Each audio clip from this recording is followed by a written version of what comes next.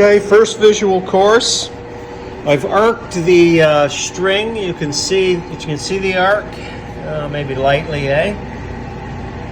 So the next pattern is so this is the first visual, double coursing, folded corner tar paper, seaming the because this isn't a traditional way, although it's still. That's how you do your corners. I'm just weaving them in instead of applying them after. I think it would be way too busy by the time it gets up here. So I'll probably stop this type of coursing about here and do single-sized shingles with a 3-step, and then that's it. Okay, so looks like I'm going to be tight on my shingle, but I'll do my best. Looks pretty good. I've got one more to do. And then I start my curved pattern. So thank God this ain't up in the sky, but should last a good long time. Okay, slowly getting at the patterns. So there's the first radius, come around the corner, right? And lap. A little longer than I thought it might take, guys, but what else is new?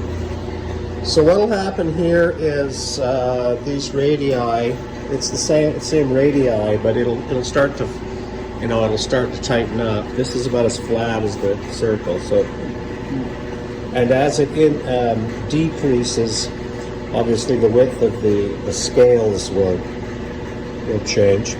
I was going to put a pattern on the end, and I think I'm just going to leave the gap and the curve as the pattern.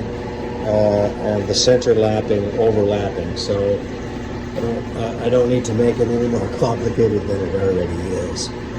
But I'm kind of getting the idea that it might be like a can-can girl's dress or something, So anyway, it could look pretty cool. I'm going to take a break and then maybe hit back at it tomorrow.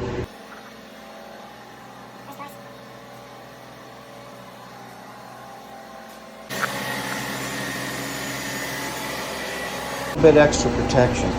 I've seen that in old structures and it's wickedly good. At least keeps water from dropping in behind the other shingle should things get wet. Anyway, it's a good technique. Folds the corners nice. Right? Nothing getting through there if you ask me. Bit of a pattern emerging. Gonna have to call it a day today. The closer I get up top, the better. I really have to pay attention to my materials. I just thought I'd show you what a weaved corner looks like. So see, we got a lap in this direction, and then we have a lap in that direction. And then we're back in this direction.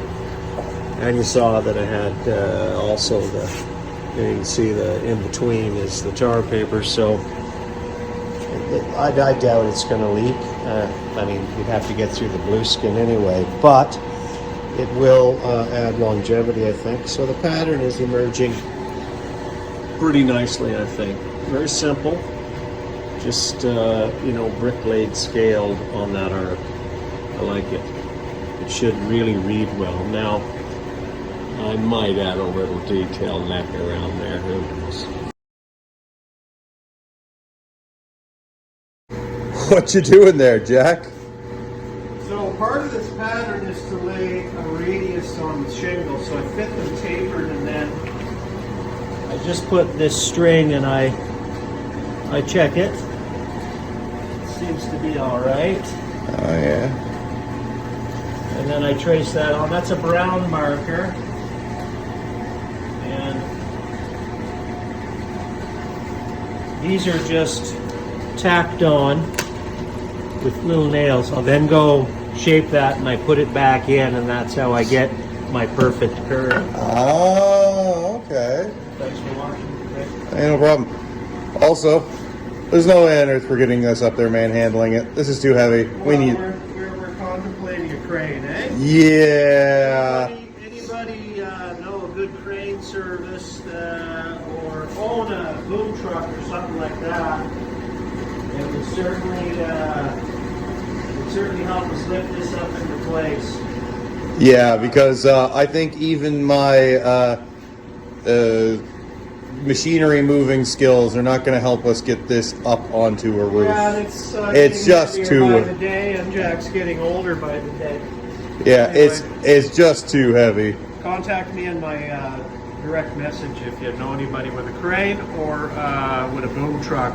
Probably don't need you for very long, but thank you.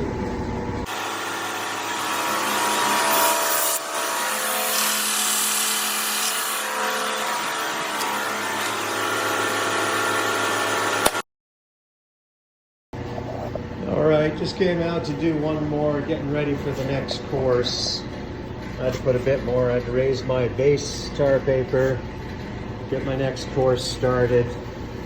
That's about it for the fat stuff, and I'll have to transition into the second course or the other half.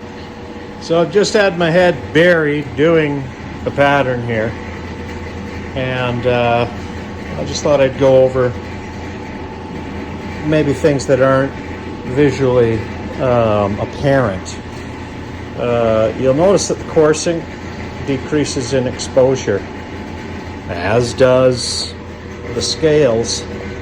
You come up, you'll always see, obviously I showed earlier that I'm using a string, right? I'm now done with the 16-inch and I'm on to the 12-inch shingle because my exposure now is so small that I can use this.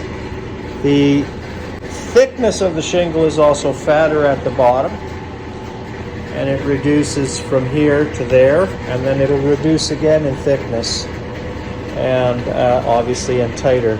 So by the time I get up to about here, I suspect the exposure will only be about that much. And then, I've got to manufacture 2-inch thick shingles, which should be fun, although that's out of 8/4 stock.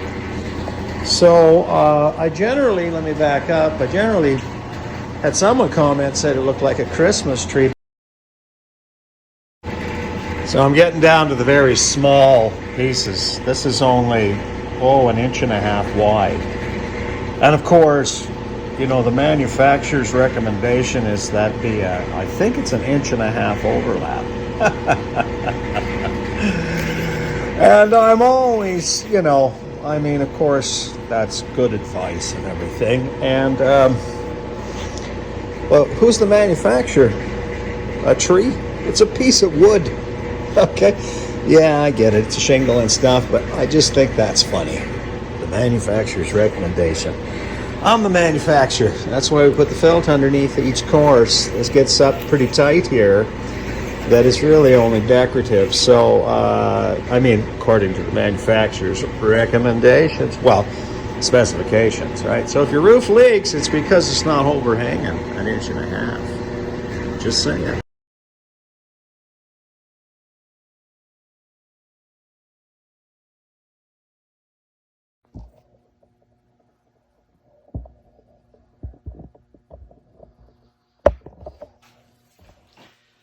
Hey guys, I've been buried in my work here a bit, and I sometimes have to stop and smell the roses.